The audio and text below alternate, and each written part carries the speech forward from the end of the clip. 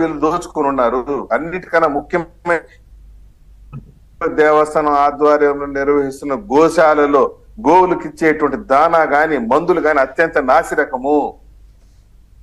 ఇది సంచలనము. మీరు కావాల్సిన చూడండి. ఎందుకంటే గోశాలలో ఉన్నటువంటి గోవుల్ని భక్తులు ఎంతో ప్రేమతో స్వామివారికి సమర్పిస్తారు. ఆ గోవులంతా కూడా గోశాలలో పెట్టి వాళ్ళు మేపుకొని వచ్చే పాలు పిండి దాన్ని తిరుమల తిరుపతి దేవస్థానానికి వాడుకుంటారు.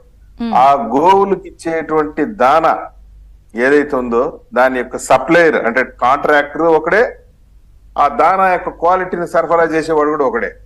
ఇద్దరు ఈడే సరఫరా చేసి ఈడే టెస్ట్ చేసి ఈడే దానికి సర్టిఫికేట్ ఇచ్చి బెస్ట్ అని చెప్పి గోవులకి ఇస్తాడు. పాప మూగ జీవులు నోరు తెరిచి ప్రశ్నించలేవు, తిన్నంత తింటాయి. పైగా దాంట్లో కూడా స్కామ్. గోవుల యొక్క వెయిట్ ని బట్టి వాళ్ళకి దానా వేయాలి.